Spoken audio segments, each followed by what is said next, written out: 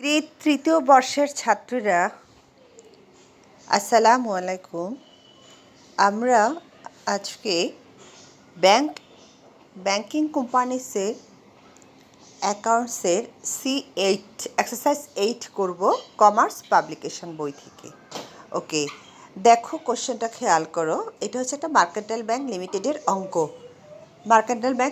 অঙ্ক। এখানে আছে cash in hand, balance with Bangladesh bank, balance with other bank. আমরা জানি এগুলো বসে কোথায়? ব্যালেন্স শিটে। পেইড অ্যাপ ক্যাপিটাল আছে, other reserve, statutory reserve, money at call and short notice, investment. টাকাগুলো খেয়াল করো। তারপরে current deposit, bill purchased, premises and fixed asset, other assets, interest paid on deposit, salaries and allowances, rent, tax and insurance. উপরে যেগুলো আছে সব কিন্তু balance শিটে যাবে, যা দেখা যাচ্ছে উপরেগুলো ব্যালেন্স শিটে যাবে। আর এখান থেকে ইন্টারেস্ট পেইড অন ডিপোজিট, বোরোয়িংস, এখান থেকে আসবে আমাদের ইনকাম স্টেটমেন্টে বা প্রফিট অ্যান্ড লস অ্যাকাউন্টে। তারপর স্যালারিস আছে, রেন্ট, রেট, ট্যাক্সেস, ইন্স্যুরেন্স আছে। অ্যামাউন্টগুলো খেয়াল করা, ভালো করে দেওয়া আছে সব আমাদের। একটু দেখো। ওকে, আবার আমি প্রথম পেজ থেকে বলে যাচ্ছি। ক্যাশ ইন হ্যান্ড আছে, ব্যালেন্স উইথ আদার ব্যাংক, এখানে যা যা আছে ইন্টারেস্ট থেকে আগের পর্যন্ত সবগুলো আসবে আমাদের কোথায়? ব্যালেন্স শিটে আসবে। আর অ্যামাউন্টগুলো হচ্ছে এই যে। আচ্ছা, এবার আমরা আসি কোশ্চেনের বাকি অংশটুকুতে। দেখো, অনেক বড় অঙ্ক। বাকি অংশে এতক্ষণ আমরা যেগুলো দেখেছিলাম সেগুলো ছিল ব্যালেন্স শিটের। আর বাকি অংশে আছে লিগেল এক্সপেন্সেস, এই যে অ্যামাউন্ট দেওয়া আছে লিগেল এক্সপেন্সেস। অ্যাকচুয়ালি তোমরা বইটা ফলো করবা, কোশ্চেন আমাদের স্ক্রিনে বলো, বোর্ডে বলো, সব জায়গায় এত বড় কোশ্চেন দেখানো সম্ভব না। Legal expenses, poster, telegram, auditor fees, fixed deposit, other scheme, savings bank deposit, এগুলো অবশ্য ব্যালেন্স শিটে যাবে। তারপর BRR certificate of deposits, bills payable, other liabilities, stationery, managing director fee, director fees, depreciation, other expenditures, interest income, income from investment, commission, exchange and brokers, other operating income, provision for unclassified loans and advances. অ্যামাউন্টগুলো একটু দেখে নাও তোমরা, তারপরে আমি অঙ্কটা শুরু করব।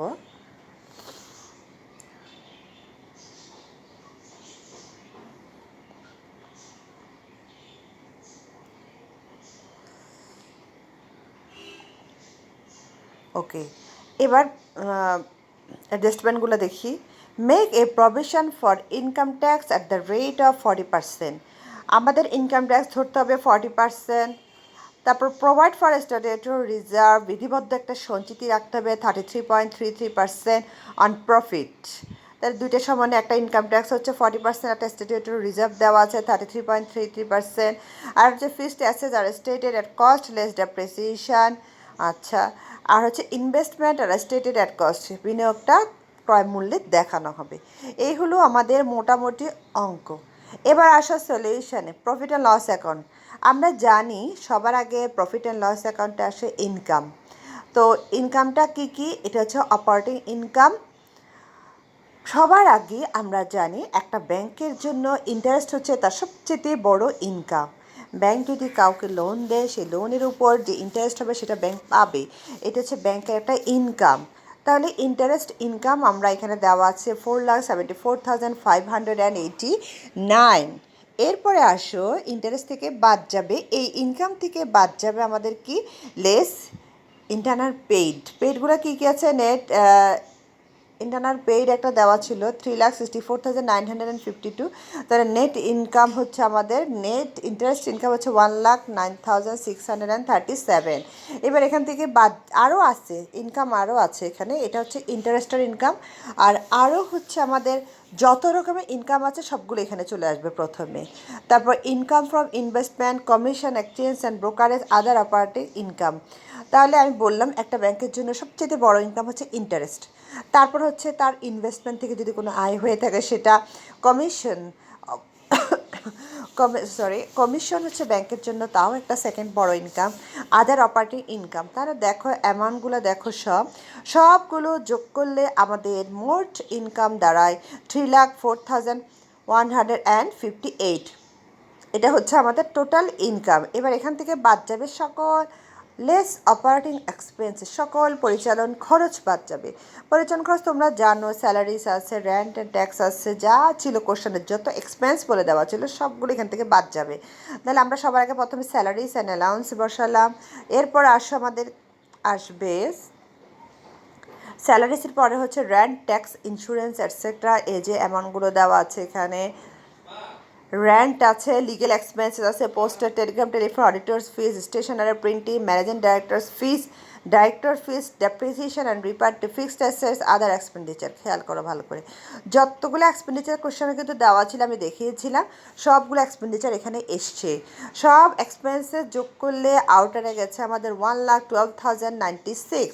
এবার সব ইনকাম থেকে যদি আমি এক্সপেন্সগুলো বাদ দিই তাহলে ইনকাম হচ্ছে 1,92,062। এবার আসো এখান থেকে লেস প্রভিশন, যত রকমের প্রভিশন আছে সবগুলো বাদ যাবে। আমরা জানি প্রভিশন কী কী আছে, একটা কিন্তু কোশ্চেনে দেওয়া ছিল provision for unclassified loans and advances, এটাও দেওয়া ছিল আমাদের এখানে, এটাও বাদ যাবে সব।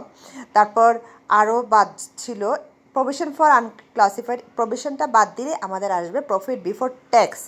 তো আসো এবার যেহেতু আমরা পূর্ববর্তী মুনাফা পেয়েছি, তাহলে আমাদেরকে এবার করটা বাদ দিতে হবে। কর আমরা জানি করের পার্সেন্টেজ ছিল 40%।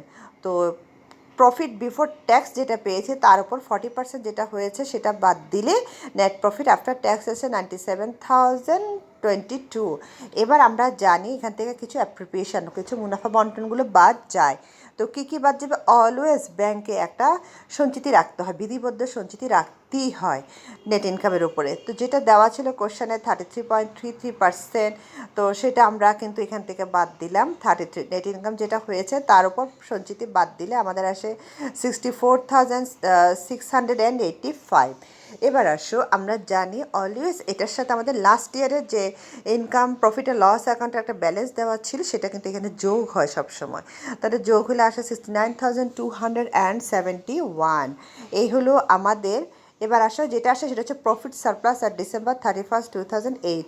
আমি আবার বলছি ইনকাম স্টেটমেন্টটা বা প্রফিট অ্যান্ড লস অ্যাকাউন্টটা সবার আগে একটা ব্যাংকের যা যা ইনকাম আছে তা আসবে, তার থেকে বাদ যাবে সকল এক্সপেন্সেস। তো ইনকাম কী কী আমরা জানি যে ইন্টারেস্ট, কমিশন, আদার ইনকাম থাকতে পারে, ইনকাম ফ্রম ইনভেস্টমেন্ট থাকতে পারে, এগুলো হচ্ছে একটা ব্যাংকের ইনকাম। তার থেকে আমাদের বাদ দিতে হবে সকল expenses, all expenses, operating expenses. তো কী কী আসে সেখানে? স্যালারিস, ওয়েজেস, তারপর তোমার রেন্ট আসে, ডেপ্রিসিয়েশন আছে, এই যে এখানে যত এক্সপেন্স দেওয়া আছে সব দেওয়া আছে। আচ্ছা, এক্সপেন্স বাদ দিলে যেটা আসবে সেটা হচ্ছে প্রফিট বিফোর প্রভিশন। তো যেহেতু এটা আমরা প্রভিশন আগের মুনাফা বলেছি তাহলে অবশ্যই প্রভিশন বাদ যাবে। তো প্রভিশন কোশ্চেনে দেওয়াই ছিল, সেটা বাদ দিলাম। যেটা বাদ দিলে হচ্ছে আমাদের নেট প্রফিট বিফোর ট্যাক্স। তাহলে এবার ট্যাক্স বাদ দিব, তাহলে নেট প্রফিট আফটার ট্যাক্স আসবে। ট্যাক্স বাদ দেবে আবার আমাদেরকে একটা বিধিবদ্ধ সঞ্চিত স্ট্যাটিউটরি রিজার্ভ রাখতে হবে, সেটাও আমরা দেওয়া আছে 33.33% নেট ইনকামের উপরে, সেটাও আমরা বাদ দিলাম। এছাড়া আরও অ্যাপ্রোপ্রিয়েশন কী হয় সবসময় আমরা জানি, ওই অ্যাপ্রোপ্রিয়েশন হচ্ছে স্ট্যাটিউটরি রিজার্ভ, তার সাথে আমাদের অলওয়েজ লাস্ট ইয়ারের প্রফিটটা যোগ করতে হবে। তাহলে আমাদের প্রফিট অ্যান্ড লস অ্যাকাউন্টে ক্লোজিং ব্যালেন্স চলে আসবে। এবার আসে ব্যালেন্স শিটে। তো আমরা জানি ব্যালেন্স শিটে সবার আগে আসে ক্যাশ, অ্যাসেট সাইডে অ্যাসেট সাইডে ক্যাশ আসে, cash in hand, cash at Bangladesh bank, এটা সবার আগে বসবে, cash in hand, cash at bank, এটা হলো নাম্বার 1। এরপর balance with other bank, money at call and short notice, এগুলো তোমাদেরকে আমি কিন্তু অলরেডি প্রথম থেকে পড়িয়েও এসেছি। Cash balance with other bank, money at call and short notice, investment, loans and advance, privileges and fixed asset, other asset, non banking asset, সবগুলো asset. এগুলো কিন্তু চার্ট মুখস্থ করতে হবে, সব অ্যাসেট যোগ করলে হচ্ছে টোটাল অ্যাসেট। তো অ্যামাউন্টটা খেয়াল করো, সবগুলো অ্যাসেট যোগ করলে আসে আমাদের 93,64,499। এটা হলো আমাদের কি টোটাল অ্যাসেট। এবার আসো লাইবিলিটিস। লাইবিলিটিসের মধ্যে কি borrowings loans from other bank financial institution. একটা ব্যাংক যদি কাউকে লোন দেয় তাহলে সেটা হচ্ছে অ্যাসেট, আর ব্যাংক যদি কারো কাছ থেকে টাকা ধার করে লোন নেয় তাহলে সেটা হচ্ছে লাইবিলিটিস। তারপর হচ্ছে ডিপোজিট না দেওয়ার পর ব্যাংকে যে সবাই ডিপোজিট রাখে, এটা ব্যাংক আবার ফেরত দিতে হবে, তাই এটাও কিন্তু লাইবিলিটিস। সকল রকমের deposit, current deposit, fixed deposit, current deposit, fixed deposit, deposit under scheme, সবগুলো হচ্ছে ব্যাংকের liabilities. Bills payable, other liabilities, provision for taxation, সবগুলো আমরা এখানে বসালে আমাদের টোটাল লাইবিলিটিস আসে। এরপর আমাদেরকে করতে হবে কি শেয়ার ক্যাপিটালটা বসাতে হবে। পেইড আপ ক্যাপিটাল যেটা দেওয়া আছে সেটা বসাবো, কোশ্চেনে দেওয়া আছে। তার সাথে আমরা স্ট্যাটিউটরি রিজার্ভ যেটা পেয়েছি সেগুলো বসাবো। সব বসালে হচ্ছে 2,45,000। এরপর আর একটুখানি বাকি আছে, সেটা হচ্ছে যে আমাদের আদার রিজার্ভ, তারপর প্রফিট অ্যান্ড লস অ্যাকাউন্ট যে সারপ্লাসটা পেয়েছিলাম সেটা এখানে বসছে। এই হলো, তারপর যোগ করলে আসতো 93,64,499। এই হলো আমাদের total liabilities and share holders equity. তো এই হলো আমাদের আজকের অঙ্ক। সবাই ভালো করে অঙ্কটা খেয়াল করো, আবার দেখো।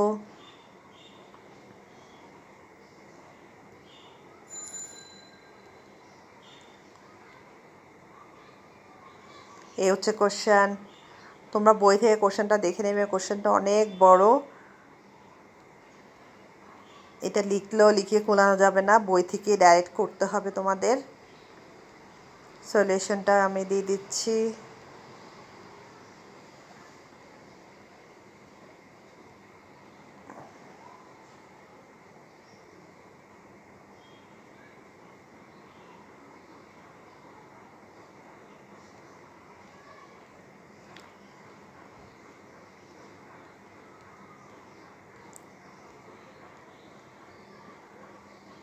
তো এই হলো আজকে আমাদের অঙ্ক। তোমরা আবার হাতে কলমে অঙ্কটি করবে। সবাইকে আল্লাহ হাফেজ।